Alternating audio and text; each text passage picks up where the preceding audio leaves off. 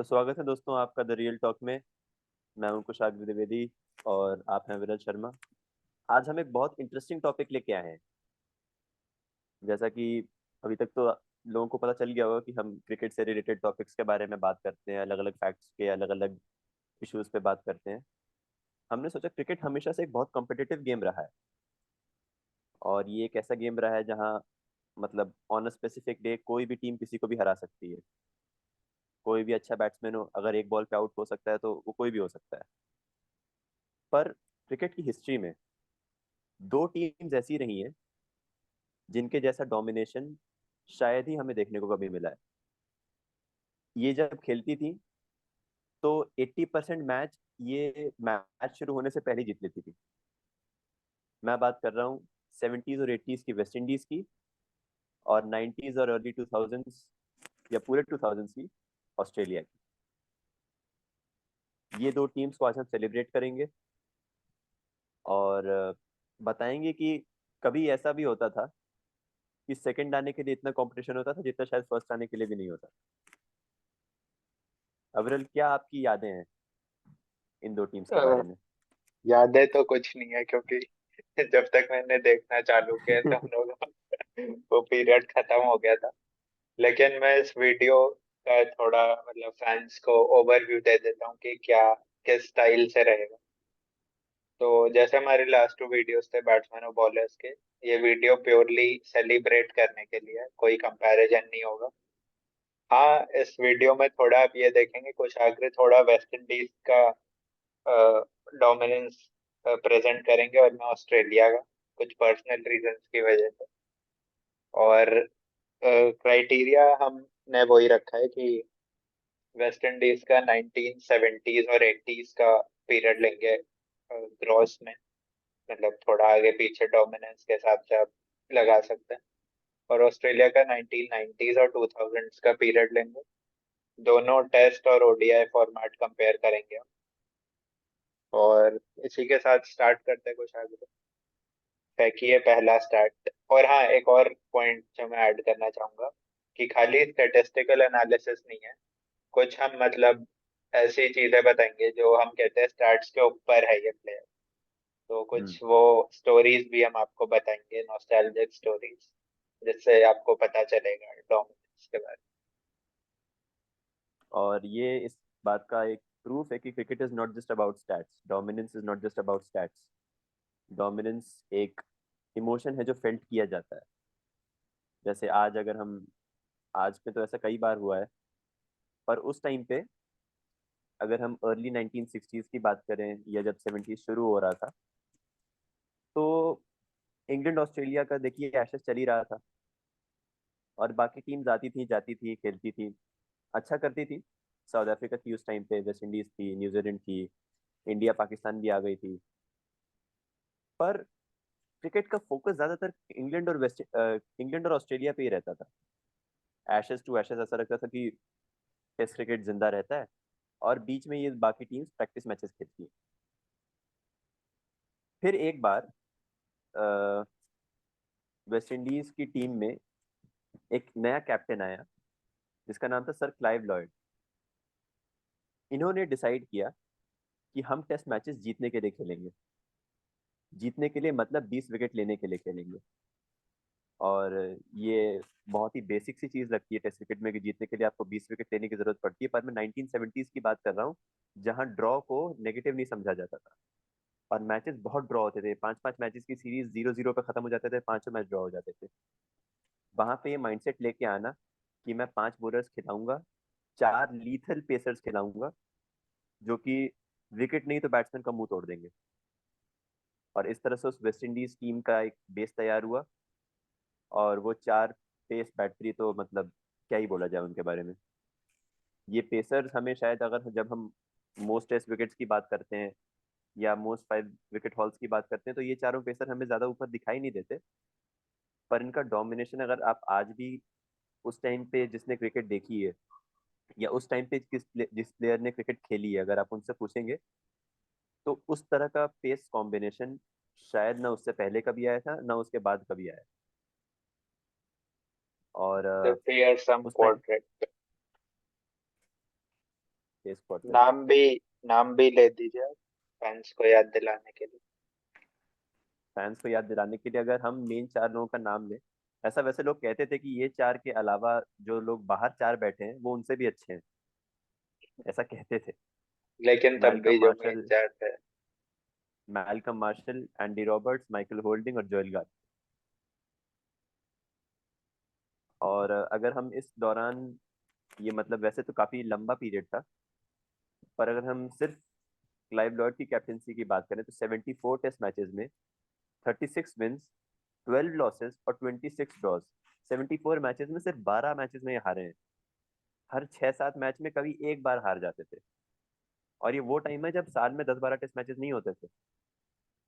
वो किसी किसी साल में होते थे पर जनरली नहीं होते थे।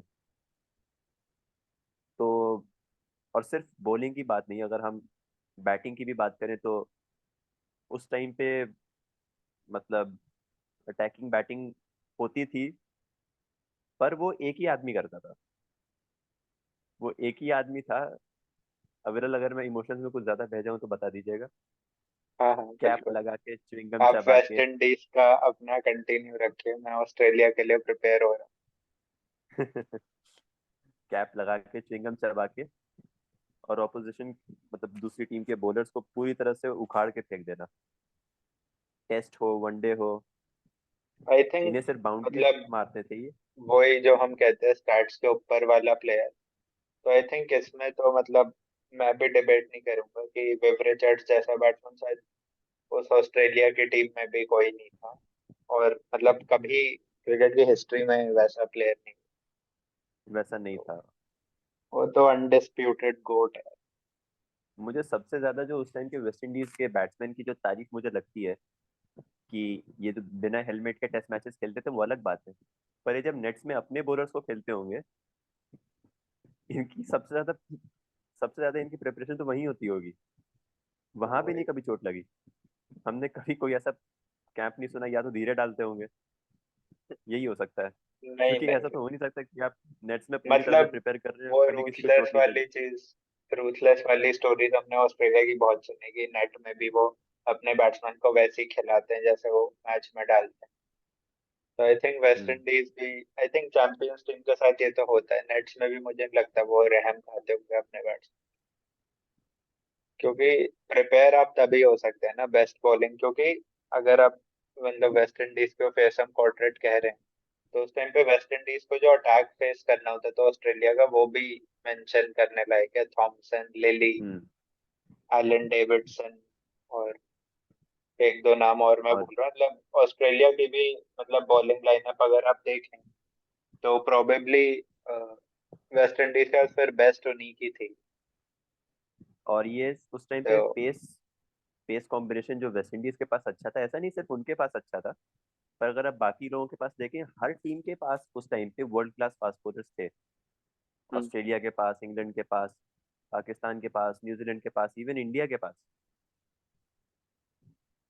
अब इंडिया उस टाइम पे फास्ट बॉलिंग के मामले में थोड़ा नीचे आता था, पर नीचे क्या, आता ही नहीं था। आता ही नहीं था। हम्म, तो इससे पहले कि हम दोनों टीम्स को साथ में सेलिब्रेट करें, अविरल, आप ऑस्ट्रेलिया के बारे में क्या कहना चाहेंगे? 90s और हाँ 2000s की ऑस्ट्रेलियन टीम। बिल्कुल। तो मतलब क्या ही कहा जाए, मतलब जितनी तारीफ की जाए उतनी कम है। दो महान कैप्टन्स हुए ऑस्ट्रेलिया के 1990s और 2000s में। पहले थे मिस्टर स्टीव वॉग। अगर आप प्योरली स्टैट्स उठाएं तो आई थिंक उनका फिर कोई कंपटीशन भी नहीं। स्टैट्स कुछ आग्रह आप थोड़ा बताएंगे, स्टैट्स के पार्ट में हेल्प करिए, स्टीव वॉग के स्टैट्स। इनके स्टैट्स मतलब बहुत ज्यादा अनरियल है, ऐसा लगता है कि मतलब ये होता नहीं है। और इनके 41 विन्स हैं। आप गेस कीजिए कितने मैचेस में होंगे? ये 57 मैचेस में। क्वेश्चन 57 कमेंट मैचेस में। के लिए छोड़ता हूँ। 9 लॉसेस, 7 ड्रॉज। वैसे विव रिचर्ड्स का भी कम नहीं है, ये करीब करीब इसी कैटेगरी में आते हैं। 50 मैचेस पर उस टाइम पे ड्रॉज बहुत होते थे। स्टीव वॉ मतलब, जो अभी अविरल आगे भी स्टार्ट को लेके आएंगे, कि शायद 16 मैचेस अनडिफीटेड रहे थे ये, 16 मैचेस लगातार जीते थे। आऊंगा आऊंगा तो अभी। मैं कंटिन्यू करता हूँ, जो स्टैट्स की हेल्प चाहिए वो हम्म, बता दूँ। तो वही जैसा इन्होंने मेंशन किया, 16 कंसेक्यूटिव टेस्ट मैचेस का वर्ल्ड रिकॉर्ड आज तक जो कायम है ऑस्ट्रेलिया का। ये स्टीव वॉग ने भी किया, ये रिकी पॉन्टिंग ने भी किया। दोनों बार इंडिया ने तोड़ा, लेकिन 16 टेस्ट मैचेस अनडिफीटेड। सोच के देखो, और इसमें हम ड्रॉज नहीं गिन रहे। 16 मैचेस लगातार जीते, उसमें कोई ड्रॉ इंक्लूडेड नहीं है, आउटराइट विंस है, इनिंग्स विंस भी हैं, मतलब सब कुछ इंक्लूडेड है। और अगर आप ड्रॉज गिन ले तो लगातार 27 टेस्ट मैच भी जीती है ऑस्ट्रेलिया एक पीरियड में स्टीव वॉक के अंडर। तो इससे डोमिनेंस का पता चलता है। और आगे आगे और हम थोड़ा स्टोरीज पे भी आएंगे स्टार्ट्स के अलावा। तो ये तो हो और गई हम टेस्ट क्रिकेट की बात। अब वनडे पे कुछ आगे। वनडे की तो क्या बात की जाए, उस टाइम पे अगर वेस्ट इंडीज के डोमिनेंस की बात की जाए तो ऐसा लगता था कि वनडे क्रिकेट होता ही वेस्ट इंडीज की जीत के लिए था। वर्ल्ड कप जो पहला वर्ल्ड कप हुआ था 1975 में, प्रुडेंशियल कप कहते थे उस टाइम पे, वेस्ट इंडीज ने ऐसा लगा था सिंगल हैंडेडली जीत लिया है। फाइनल बहुत इंटरेस्टिंग था। फाइनल और इंटरेस्टिंग हुआ फाइनल था। में उनकी ओपोनेंट भी एक ऑस्ट्रेलिया ही सर्टेन थी। टीम थी। तो तो ये ऑस्ट्रेलिया हमेशा से मतलब फाइट दी है उन्होंने वर्ल्ड की बेस्ट टीम्स को। तो वनडे में हम कह सकते हैं कि एक तरह से उस टाइम की, चाहे ऑस्ट्रेलिया हो अपने टाइम की या वेस्ट इंडीज हो इस टाइम की, वो अलग ही डोमिनेशन थी। टेस्ट क्रिकेट में तो था ही, आई पर थिंक एक वनडे में वो बहुत डोमिनेशन। इम्पोर्टेंट पॉइंट जो हम दोनों भूल गए टेस्ट के डिस्कशन में, वो था पीरियड आई थिंक 1977 से 80 82 तक वर्ल्ड सीरीज क्रिकेट। कुशाग्र उस पर हम्म। कुछ लाइट डाली है, उसने कैसे क्रिकेट की आप दुनिया बदल के रख दी। आपने मुद्दा छेड़ा तो आप ही डालिए। तो वो एक क्रिकेट में ऐसा टाइम था। आजकल जो प्लेयर्स बुराई या तारीफ करते हैं आईपीएल की, क्रिकेट में पैसा आने की, वो भूल जाते हैं कि एक्चुअली स्टार्ट उन्होंने किया है। पहली बार ये कंसेप्ट क्रिकेट में लाए थे एक इंडिविजुअल थे, कैरी पैकर्स करके, ऑस्ट्रेलिया से। उन्होंने इंट्रोड्यूस करी थी पैकर्स वर्ल्ड सीरीज क्रिकेट। मतलब इस पे हम आई थिंक फ्यूचर में एक सेपरेट वीडियो भी बनाएंगे डेप्थ में कवर करते हुए। लेकिन मोस्टली वो यही था कि वो एक रिबेल क्रिकेट लीग थी, जिसमें प्लेयर्स को ज्यादा पे दे रहे थे वो उनके क्रिकेट बोर्ड से। बहुत क्रिकेटर्स नाराज थे जो पे मिलता था, खासकर वेस्ट इंडीज की वो फेमस थी। तो बेसिकली उसकी वजह से क्रिकेट काफी बढ़ गया था। ऑस्ट्रेलिया को सबसे सिवियर इम्पैक्ट पड़ा था उसका, क्योंकि ऑस्ट्रेलिया के ऑलमोस्ट सारे मेजर प्लेयर्स वो वर्ल्ड सीरीज क्रिकेट खेलने चले गए, जिसकी वजह से ऑस्ट्रेलिया बहुत वीक हो गई थी। और आप नोटिस करेंगे तो 79 83 दो उनके ब्लैक स्पॉट्स हैं वर्ल्ड कप हिस्ट्री में, जिसमें वो क्वालिफाई भी नहीं करे। टेस्ट में वो एशेज हार गए थे इंग्लैंड से, आई थिंक 5-0 या 5-1, 6 मैच की टेस्ट सीरीज। किम ह्यूज उस टाइम पे उनके कैप्टन। मतलब ऑस्ट्रेलिया बहुत वीक पड़ हम्म। गई before the Allan Border era. ये एक डार्क फेज है ऑस्ट्रेलियन क्रिकेट हिस्ट्री। तो इससे भी काफी स्टार्ट से फर्क पड़ा। तो ये भी वर्थ मेंशनिंग है कि उस पीरियड में वेस्ट इंडीज ने एक्चुअली काफी वीकेंड टीम्स भी खेली। ऑस्ट्रेलिया वीक हो गई थी, इंग्लैंड वीक हो गई थी, वो वर्ल्ड सीरीज क्रिकेट की वजह से। तो वो भी एक पॉइंट मतलब मेंशन करने के बाद, मतलब वेस्ट इंडीज के रिकॉर्ड्स की मैं कोई वो नहीं कर रहा कि उनके रिकॉर्ड्स ना माने जाए फिर या कुछ। हम्म। लेकिन इंटरेस्टिंग चीज ये भी कि वो वर्ल्ड सीरीज के स्टार्ट्स नहीं जोड़े थे। तो वो स्टार्ट्स अगर जोड़ते तो आई थिंक मैल्कम मार्शल या जोएल गार्नर, कोई तो इनमें से इनके 60 70 टेस्ट विकेट्स ऐड हो जाते हैं। तो आप सोचिए, मतलब स्टार्ट्स में हम्म। काफी मेजर डिफरेंस होता है। ऐसा नहीं कि एक दो मैचेस हुए थे, एक अच्छे 5 साल के पीरियड तक चली थी वो वर्ल्ड सीरीज तक। तो वो भी एक फैक्ट है। बाकी आप आगे ओडीआई पे आ जाते हैं, कंटिन्यू। और ओडीआई पे वैसे मैं बताऊंगा आपको, 83 में ऑस्ट्रेलिया की अच्छी टीम खेली थी, 83 के वर्ल्ड कप में। आगे बढ़ते हैं। अच्छी टीम मैं का ये कह नाम रहा था बताएंगे? मतलब 82 में वो सीरीज खत्म हो गई थी कैरी पैकर की, 83 में वो आ गए थे अपने नॉर्मल उस पे। इंडिया क्योंकि उस टाइम पे क्वालिफाई कर गई थी आउट ऑफ नोवेयर, तो इसलिए ऑस्ट्रेलिया क्वालिफाई नहीं कर पाई थी। मैं ये वेस्ट इंडीज की बात कर रहा था कि 75, 79 और 83 में जिस तरह का डोमिनेशन वेस्ट इंडीज ने किया, हमें लगा था कि ऐसा डोमिनेशन शायद दोबारा कभी देखने को नहीं मिलेगा, अंटिल ऑस्ट्रेलिया ने उसको रिपीट कर दिया। रिपीट 87 कर में दिया और आई आते थिंक सरपास ही कर दिया। सर पास भी कर दिया, क्योंकि ऑस्ट्रेलिया लगातार 4 फाइनल खेली, 3 वर्ल्ड कप जीती। और मैं बार बार याद दिला रहा हूँ, हम कंपेयर नहीं करेंगे क्योंकि कंपेयर कर नहीं सकते, कोई बेस नहीं है। इस टीम का जो मुझे मतलब सबसे बुरा लगता है कि वो एराज वाली बात आ जाती है, आई थिंक वो भी हमारी पाइपलाइन में एक फ्यूचर वीडियो है, लाएंगे वो भी हम्म, हम, एराज वाला डिस्कशन कभी और। तो इस टीम को मुझे लगता है लोग शायद भूले नहीं है, पर इस टीम की उतनी आज बात नहीं होती, इसलिए नहीं कि इस टीम को टाइम बहुत हो गया है, मैं 40 साल पुरानी बात बता रहा हूँ, इसलिए भी क्योंकि इस टीम को उस तरह का सक्सेशन नहीं मिला जितना शायद ऑस्ट्रेलिया को मिला। आप अगर देखें तो बॉर्डर गए तो वॉ आए, वॉ गए तो पॉन्टिंग आए, पॉन्टिंग गए क्लार्क आए, क्लार्क गए तो ऑस्ट्रेलिया की आते रहे लेगेसी ना। मतलब कंटिन्यू रही है। मतलब वो एक टीम आती रही उनके अंडर, मैं ये सिर्फ मतलब इंडिविजुअल्स के वेस्ट नाम ले रहा इंडीज हूँ, की कैप्टन के। डाउनफॉल पे तो प्रॉपर केस स्टडी हो सकती है, वो एक केस अलग स्टडी हो टॉपिक सकती है। है, पर तो पर वेस्ट इंडीज में अगर आप बॉलर्स की बात करें या बैट्समैन की बात करें, उस तरह का डोमिनेशन, ये डोमिनेशन छोड़ दीजिए, जितना वेस्ट इंडीज का क्रिकेट गिरा है, वो मतलब बात करते हैं ना, क्लास का सबसे टॉपर आदमी फेल होने लग जाए, और मतलब फेल है क्या तो होने हम लग जाए, भी क्लास के बाहर ही 2000 चला से, जाए। हमने भी देखना 7-8 से चालू किया, लेकिन मतलब इंटरेस्ट ज्यादा है तो हमने पुराने स्टार्ट्स को खाड़े हैं, मतलब खुरेदे हैं। और बहुत क्लिप्स भी देखे हमने, मतलब वो ही होता है ना, एक डाई हार्ड क्रिकेट फैन हो, कैजुअल क्रिकेट फैन हो।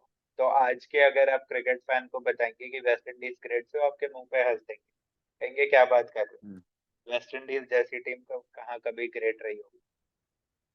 तो वो एक मतलब बहुत हम मतलब यही बात सैड करते हैं चीज है कि कि अभी आप सोचिए, हम ये बात कर रहे थे कि वर्ल्ड कप कौन कौन टीम्स जीती हैं, एक बार हम ऐसे कैजुअल डिस्कशन कर रहे थे, तो हम सोचे थे यार 13 वर्ल्ड कप हो गए, ये जो हमने वर्ल्ड कप गिनाए ये तो 11 ही टीम्स जीती हैं, बाकी के दो कौन जीता था। हम भूल गए थे वेस्ट इंडीज भी वर्ल्ड कप जीती है, क्योंकि वेस्ट इंडीज इस वर्ल्ड कप में क्वालिफाई भी नहीं की थी। वो टीम जो 3 फाइनल खेली है, 2 वर्ल्ड कप जीती है, और ऐसा डोमिनेशन, इस तरह का पेस कॉम्बिनेशन, मैं तो अभी भी मानता हूँ कि बॉलिंग वाइज वो पेस कॉम्बिनेशन शायद ऑस्ट्रेलिया के पास भी नहीं था। ऑस्ट्रेलिया के पास हो सकता है एक बेटर टीम कॉम्बिनेशन था इन जनरल, तो अगर आप सिर्फ पेसर्स की बात करें तो मतलब क्या बोला जाए, वो पेसर्स सब कॉन्टिनेंट में भी विकेट लेते थे, how the seaming greats conditions have में भी लेते फॉलन। थे, फ्लैट पिचेस में भी लेते थे, तो मतलब मतलब क्या एक कहा जाए इस पे। कंसेप्ट होता है कर्मा का, तो आई थिंक उस हिसाब हम्म, से तो ऐसा डाउनफॉल ऑस्ट्रेलिया का आना चाहिए। वेस्ट इंडीज ने अपने पीक में भी कभी बदतमीजी नहीं की, हमेशा स्पिरिट में खेला। हाँ, ये चीज लेकिन जो हम कहते थे कि आज अभी हम माइंड गेम्स की आगे बात करेंगे, जो कि शायद पॉन्टिंग दादा की आगे बात आएगी, उस पे पर तो आई थिंक फिर मैं ही बोलूंगा 15 मिनट। हाँ, पर कभी भी वेस्ट इंडियन टीम ने, उन्हें पता था कि हम मैच खेलने जा रहे हैं, लोग डरे हुए हैं हमसे, पर फिर भी आज कभी भी उन्होंने किसी भी प्लेयर को अननेसेसरीली स्लेज नहीं किया, कभी भी स्लेज छोड़िए, किसी को कभी फालतू में कुछ भी नहीं बोला, ये जानते हुए चाहे बैट्समैन हो तो बॉलर हो। कुशाग्र में छोटी कह मोटी रहा था कहानियां इससे जरूर पहले अपनी कि आती। हम थोड़ा इमोशंस में बहें और हम्म, कहानियों पे आए। तो आप ओडीआई पे मतलब स्टेटिस्टिकली कुछ बोलना चाहेंगे, क्योंकि मैं सोच रहा हूँ फिर मैं एक बार ऑस्ट्रेलिया के ओडीआई स्टेटिस्टिकली बताऊं और फिर हम स्टोरीज पे आएं। उस टाइम पे स्टैटिस्टिक स्टैट्स अगर आप देखें तो सैंपल साइज बहुत कम था, क्योंकि वनडे होते काफी कम थे, 10-11 वनडे से, मतलब आप इस बात से अंदाजा लगा नहीं सकते हैं कि विव मतलब जो रिचर्ड्स ने भी अपने थे पूरे उन्हीं करियर के में, बेसिस पे। मुझे ऐसा कोई बहुत ज्यादा कोई प्रॉपर स्टैट्स नहीं मिले, बस मैं ये कह सकता हूँ कि जो विन परसेंटेज थी वो कुछ 70 से ऊपर थी, 70 से ऊपर की विन परसेंटेज, ये मेरे ख्याल से ऐसा, ये प्राइम अनरियल। ऑस्ट्रेलिया से भी, ये ने भी शायद ये नहीं किया होगा, हालांकि मैचेस ज्यादा थे उस टाइम पे और वनडे खेलती भी कम टीम्स थी, पर फिर भी अनरियल स्टैट्स हैं।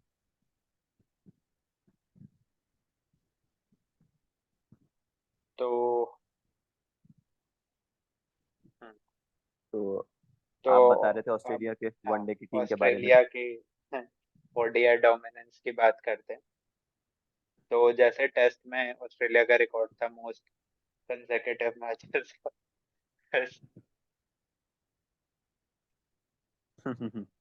ये होता रहता है। ये बोल रहे होंगे कि वैसे ही मोस्ट बन। हाँ, मोस्ट बोलिए कंसेक्यूटिव बोलिए। ODI wins, most consecutive ODI 27 wins की ये 27 बात कर रहे थे। मैचेस था। और सेकंड पे फिर आती नहीं, है 27 वेस्ट इंडीज का था। एक, नहीं नहीं, ओडीआई की बात कर रहा हूँ। अच्छा, ओडीआई 21 का। था ऑस्ट्रेलिया का, 21 था सॉरी। सेकंड पे श्रीलंका 13, और वेस्ट इंडीज मैक्सिमम लगातार 11 ओडीआई जीती थी। और एक और इंटरेस्टिंग स्टार्ट कि अभी ऑस्ट्रेलिया एक और वनडे की स्ट्रीक पे चल रही है, लगातार 12 मैचेस अनडिफीटेड रही है ऑस्ट्रेलिया वर्ल्ड कप के वो दो पहले हम्म। मैचेस हारने के बाद। जो उन्होंने किया वर्ल्ड कप, वो मैं याद नहीं कराना चाहूंगा, आफ्टर ऑल इंडियन हूँ। और उसके बाद वेस्ट हम्म। इंडीज को 3-0 हराया था अभी। तो अभी वो करेंटली भी एक स्ट्रीक पे है, वनडे की 12 अनडिफीटेड मैचेस, जो कि ऑलरेडी वेस्ट इंडीज की ग्रेटेस्ट स्ट्रीक से ज्यादा है। और अभी की ऑस्ट्रेलियन टीम को इतना ग्रेट मानते भी नहीं है लोग, मजे की बात है। तो इसके अलावा वही लगातार 21 मैचेस अनडिफीटेड, 3 इसके वर्ल्ड अलावा कप। अगर हम इसके अलावा अगर हम एक पैरेलल डिस्कशन करें कि ये टीम्स ग्रेट थी क्यों और बाकी की कोई टीम इतनी ग्रेट हो नहीं पाई, तो मुझे लगता है सबसे जो कोई भी टीम की जो बेस स्टार्ट करते हैं वो ओपनर्स करते हैं, चाहे डेसमंड हेन्स और गार्डन रिनीच हो या मैथ्यू हेडन और एडम गिलक्रिस्ट हो। तो ऐसा क्या करते थे अवरल, हेन्स और ग्रीनिच या हेडन या गिलक्रिस्ट की, मतलब बाकी के बैटिंग ऑर्डर के लिए काम इतना आसान कैसे हो जाता था? ऐसा क्या करते थे वो जो आजकल या जो बाकी की टीम्स डोमिनेट करना चाहती हैं, वो क्या कर सकती हैं, वो क्या सीख ले सकती हैं इनको देख के? ये ऐसे ओपनर्स दोबारा क्यों नहीं आए? अच्छा पॉइंट रेस किया आपने। तो मेनली आई थिंक दोनों के बैटिंग स्टाइल काफी सिमिलर थे, अटैकिंग ओपनिंग पेयर्स थे। ग्रेनेज और हिंस ने इंट्रोड्यूस की अटैकिंग ओपनिंग बैट्समैनशिप, उनसे पहले आई थिंक कभी देखी नहीं गई थी वर्ल्ड क्रिकेट में। और हेडन गिलक्रिस्ट ओडीआई में, और हेडन लैंगर स्लेटर टेस्ट में, वो जिस लेवल पे लेके गए उस लेवल पे कभी नहीं देखी गई थी। इंग्लैंड को लगता है कि बेसबॉल कोई नई चीज है, लेकिन इन प्लेयर्स ने बताया था कि बेटा हम भी खेलते थे। आई थिंक क्लार्क ने भी रिसेंटली बोला था कि डकेट के स्टेटमेंट के बाद, कि लगता है उन्होंने कभी हेडन और गिलक्रिस्ट को बैटिंग करते हुए नहीं देखा। तो और एक मैं द ग्रेट सुनील गावस्कर का कोट भी मेंशन करना चाहूंगा।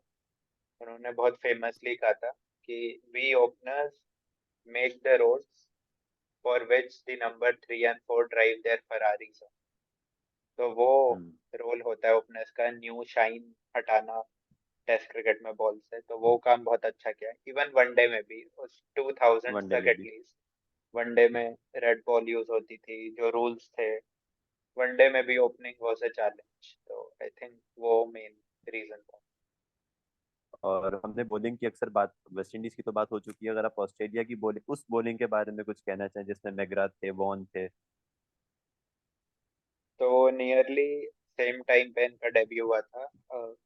वॉन का आई थिंक 91 में हुआ था डेब्यू, मैकग्राथ का 93 में। और ली थोड़ा लेट आए थे, उससे पहले कैस्पर विश थे इन पे। और एंडी बिकल ने काफी अच्छा कंट्रीब्यूशन रखा है एटलीस्ट ओडीआई में। फिर क्योंकि हम पूरा 2000s देख रहे हैं, तो 2007 तक शॉन टेट आ गए थे, द वाइल्ड थिंग। गिल तो गिलेस्पी। उनका, गिलेस्पी, उनका काफी मेजर कंट्रीब्यूशन था शॉन टेट का, बहुत लोग भूल जाते हैं 2007 की वर्ल्ड कप विन में। और जॉनसन आ गए थे तब तक। Spinner I think Shane Warne, उससे बड़ा कोई नाम हिस्ट्री में नहीं हुआ है। तो वो अकेले ही काफी थे, बीच में ब्रैड हो गए, क्लार्क भी थोड़ी बहुत कर लेते थे बॉलिंग, स्टुअर्ट ऑलराउंडर्स मैकगिल बहुत। भूल गए आप फिर से। स्टुअर्ट मैकगिल, उन्हें हर कोई भूल जाता है। माँ बाप भी भूल। और आई थिंक, इसमें हंसने का कोई पॉइंट नहीं था, तो हम अपने व्यूअर से माफी चाहते हैं। Stuart McGill, sorry, sorry. अगर वो देख रहे हो, अगर वो वो देख रहा हो। अपने बारे में खुद भी नहीं देखते।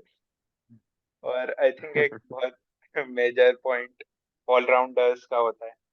तो बहुत ग्रेट ऑलराउंडर्स थे, शेन वॉटसन, क्लार्क, और साइमंड्स, तो वो भी इम्पोर्टेंट रहा एक पॉइंट।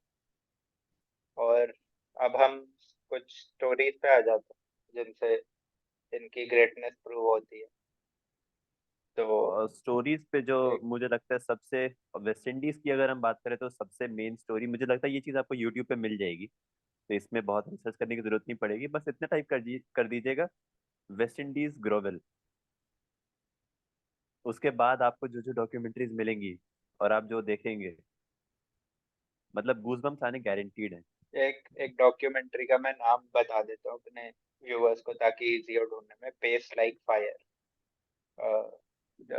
टेस्ट विद बैबिलोन, कुछ ऐसे करके टाइटल है। और ढूंढेंगे तो आपको पूरी डॉक्यूमेंट्री मिल जाएगी उस टाइम की वेस्ट इंडीज की डोमिनेंस। और तो ऑस्ट्रेलिया पे आई डोंट नो कोई डॉक्यूमेंट्री बनी है या कितनी बनी, लेकिन मैं पर्सनली इंसिडेंट बता सकता हूँ आपको। ये जो आजकल के लोग द टेस्ट बोल रहे हैं डॉक्यूमेंट्री, ये उसके सामने कुछ नहीं है जो हम अभी बात कर रहे हैं। ठीक है। ये टेस्ट वगैरह सब अच्छी गुड डॉक्यूमेंट्री, पर हम जो बात कर रहे हैं that is beyond the test. अगर शायद उस टीम पे कोई डॉक्यूमेंट्री बने, पता नहीं कभी बनेगी कि नहीं, क्योंकि ड्रेसिंग रूम की वो बातें अगर बाहर आ जाए तो शायद बैन वैन लग जाए। पर तो बताइए अगर। ऑस्ट्रेलिया की, हाँ वही कह रहा था, कोई ऐसी फॉर्मली डॉक्यूमेंट्री मुझे याद नहीं। मैं भी मैंने देखी हूँ बहुत, बहुत ज्यादा कंटेंट देखा है मैंने ऑस्ट्रेलियन टीम से, अनहेल्दी अमाउंट। तो लेकिन हाँ मैं मतलब ये बता सकता हूँ ऑस्ट्रेलियन टीम के बारे में कि मतलब बहुत वेरियस इंटरव्यूज, स्पेसिफिक नाम नहीं लूंगा मैं, उस एरा के आप प्लेयर्स के सुनिए ऑस्ट्रेलियन टीम, इवन उनके ओपोनेंट्स के, तो आपको पता चलेगा उनके डिक्शनरी में लॉस नाम का वर्ड ही नहीं होता था। अब आप उसे अनफेयर मीन्स कह लीजिए, चीटिंग कह लीजिए, लेकिन उनका ये कल्चर था कि you have to win at any cost. तो अगर आप रिकी पॉन्टिंग से आज भी पूछेंगे तो कभी ये एडमिट नहीं करेंगे कि हमने अनफेयर खेला या चीट किया, वो कहेंगे हमने हार्ड खेला। वो वर्ड यूज करते थे hard, there style of play was playing hard. तो उसी की वजह से आई थिंक इतनी उन्हें सक्सेस भी मिली कि वो किसी भी लिमिट तक जाने को तैयार थे जीत के लिए। कभी हम्म। कभी थोड़ा आई थिंक रूल्स बेंड होते थे, लेकिन वो आई थिंक एक जो स्पिरिट होती है टीम में कभी ना हार मानने की। बहुत अच्छा एग्जांपल वो दूंगा हमेशा मैं, रही है। 1999 टेस्ट सीरीज वर्सेस पाकिस्तान। तो उसमें आई थिंक पहला ही टेस्ट मैच था सीरीज का, वही अनडिफीटेड स्ट्रीक के बीच में वो मैच पड़ा था। तो वन ऑफ द मतलब ग्रेटेस्ट फोर्थ इनिंग्स चेजेस है। ऑस्ट्रेलिया को 369 का टारगेट मिला था, 140 पे 5 थी। उस पाकिस्तानी बॉलिंग अटैक को मैं गिनवाना चाहूंगा। Shoaib Akhtar, Wasim Akram, Waqar Younis at the peak of their power, और सकलेन मुश्ताक स्पिनर। इस टीम के अगेंस्ट गिलक्रिस्ट और साइमंड्स ने काउंटर अटैक चालू किया। 140 पे 5, डे 5, पर्थ की पिच, 1999। आप सोच सकते हैं कैसी पिच थी। 145 से 369 फॉर 5 चेस कर दिया उन्होंने। वो पहला मैच जीते सीरीज का, सीरीज क्लीन स्वीप करी पाकिस्तान। तो और वो ये जो ऐसी सेल्फ एक सीरीज बिलीव, नहीं है। हाँ ये तो मतलब और मैं ये अभी एक ऐसी, टाइम टाइम शॉर्टेज है हाँ, तो एक और एनेक्डोट ऐसी बता एक रहा हूँ। सीरीज नहीं है, इन इन दोनों टीम्स ने ऐसी कई सारी सीरीज में, अगर वेस्ट इंडीज की बात करें तो ये जो ग्लोबल वाली बात की थी मैंने, मतलब आप बाउंसर मार मार के किसी टीम को किस तरह से मेंटली हरा सकते हैं। मतलब आई थिंक और ग्रेटेस्ट बात जो इन दोनों टीम्स की थी वो वेस्ट इंडीज और ऑस्ट्रेलिया की, कि क्लीन स्वीप्स तो ये ऐसे चुटकी बजा के करते थे। क्लीन स्वीप जो आज इतना रेयर है, इनके लिए वो रेयर टर्म नहीं था, इनके लिए वो होता रहता था। होता कभी रहता किसी था। को क्लीन स्वीप कर दिया, कभी किसी और को। और इनके लिए होम और अवे भी बहुत ज्यादा मैटर नहीं करता था, ये नहीं डोमिनेटिंग टीम्स करता में था। ये एक ग्रेटनेस उसी फैक्टर से होता है। पता चलती है कि आप घर बाहर हर जगह इक्वली जीत रहे और लीडरशिप भी बहुत मैटर करती है, चाहे क्लाइव लॉयड या विव रिचर्ड्स हो या स्टीव या रिकी पॉन्टिंग हो। लीडरशिप स्टाइल पे मुझे लगता है कि इन लोगों पे इतनी बात हो चुकी है कि हम कुछ भी कहें तो बहुत कम है। हैं। तो वर्ड्स अगर आर जल्दी नॉट से इनफ मेरा, to describe. Words are not enough, sentences or paragraphs are not enough. I think books are not enough. Encyclopedia आपको लिखनी पड़ेगी। मैं तो लिख भी दूं। जितना हमारे पास टाइम है। तो हाँ, वही मैं कह रहा था, कंक्लूडिंग रिमार्क्स क्या देना चाहेंगे आप? मैं यही या पूछूंगा आप कोई कि पॉइंट रेस कर रहे थे? मैं यही पॉइंट रेस कर रहा था कि क्या ऐसा डोमिनेशन, चाहे वो ऑस्ट्रेलिया जैसा हो या वेस्ट इंडीज जैसा हो, जैसी क्रिकेट अभी आगे आ रही है, तीनों फॉर्मेट में से किसी भी फॉर्मेट में, आप फ्रेंचाइजी क्रिकेट को भी इंक्लूड कर लीजिए। फ्रेंचाइजी में तो मेरे ख्याल से कंपटीशन ज्यादा ही होता है, पर उसको भी इंक्लूड करके बता दीजिए कि क्या ऐसा डोमिनेशन दोबारा कभी देखने को मिलेगा हमें अपनी लाइफ टाइम में, 80s वाला या 2000s वाला। आई थिंक क्लोजेस्ट जो देखने को मिला वो I think current Indian team का होम, खाली होम का टेस्ट डोमिनेंस ले सकते हैं। हम्म। 2012 के बाद से, मैं स्टार्ट्स में नहीं जाऊंगा, मोटे मोटे मतलब यही है कि बहुत अनबिलीवेबल डोमिनेंस रहा है। तो आई थिंक क्लोजेस्ट वही है। न्यूजीलैंड का काफी अच्छा रहा है, लेकिन वही देखेंगे अब होम पे रहा है। अवे पे हर टीम हार ही रही है, मतलब सब होम पे स्ट्रांग होते जा रहे हो, अवे पे हार रहे हो। आई थिंक बहुत बड़ा फैक्टर वही है कि आज के टाइम पे जितनी टेक्नोलॉजी, स्टैट्स, एनालिसिस, जितना इवॉल्व हो गया स्पोर्ट्स, तो अब टीम्स में वो डिफरेंस बहुत कम हो गया है। आप हम्म। उस वेस्ट इंडीज का एरा ले लीजिए, तब तो बिल्कुल ही कुछ स्टैट्स वाला सिस्टम था ही नहीं, वो प्योरली मतलब अपने इंट्यूशन पे खेलते थे। ऑस्ट्रेलिया के एरा में थोड़ा आई थिंक एनालिसिस वाला पार्ट आने लग गया था, लेकिन तब भी उस लेवल पे हर टीम को अवेलेबल नहीं। आज के टाइम पे लगभग हर टीम पे सेम अमाउंट ऑफ टेक्नोलॉजी है। तो आई थिंक ऐसा dominance, I don't think so किसी भी फॉर्मेट में रिपीट होगा। हम्म। नहीं होगा। तो ये जो चीजें जो दोबारा नहीं होती, तो हमारा फर्ज है कि ये इतिहास में जब जब हुई हैं हम इन्हें याद करें, सेलिब्रेट करें, और इन दोनों टीम्स को सिर्फ हम सैल्यूट कर सकते हैं। और कभी अगर क्रिकेट पे कोई कोर्स बनता है तो इन दोनों टीम्स पे जरूर एक केस स्टडी बननी चाहिए। केस स्टडी का मुझे लगता है एक सेपरेट कोर्स इनको डेडिकेट करना चाहिए। तो तो अविरल, इसी के कौन? साथ हम्म। खत्म करें। तो मन भर गया। हाँ, मन तो नहीं भरा लेकिन टाइम भर गया। मन तो नहीं भरा। टाइम भर जूम गया। की लिमिट्स। तो आई थिंक कंक्लूडिंग में मैं यही कहूंगा कि ओडीआई में आई थिंक ऑस्ट्रेलिया को एक तरीके से विनर डिक्लेयर किया जा सकता है, हैंड्स डाउन। और टेस्ट में मैं मानता हूँ कि काफी बराबरी की टक्कर रही है डोमिनेंस में दोनों टीम्स की। ऑस्ट्रेलिया हम्म। के दो फेजेस आए ऐसे। तो लेकिन आफ्टर ऑल ये वीडियो कंपैरिजन के लिए, सेलिब्रेट करने के लिए, तो इसी नोट पे रैप अप करते तो लाइक कीजिए, शेयर कीजिए, सब्सक्राइब कीजिए, कमेंट कीजिए कि इन हैं। दोनों व्यूज टीम्स में बढ़ से रहे आपकी हैं, फेवरेट। लाइक्स आ रहे हैं, कमेंट्स आ रहे हैं, हम खुश हैं। बहुत कम बढ़ रहे हैं पर हम इतने में खुश हैं। बढ़ रहे हैं, एफर्ट के हम एवरेज हिसाब से स्टूडेंट्स बढ़ रहे। रहे हाँ, हम एवरेज स्टूडेंट्स रहे, हम कम मार्क्स में भी खुश रहते हैं। This is pure for the sake of Joy. हैं। पर्सनल नहीं होना था, लेकिन ठीक है। तो लाइक कीजिए, शेयर कीजिए, सब्सक्राइब कीजिए, कमेंट कीजिए, और अपने फेवरेट प्लेयर्स के बारे में लिखिए कमेंट सेक्शंस में। तो इसी के साथ, this is Kushagra Dwivedi and Aviral Sharma, signing off from the real talk.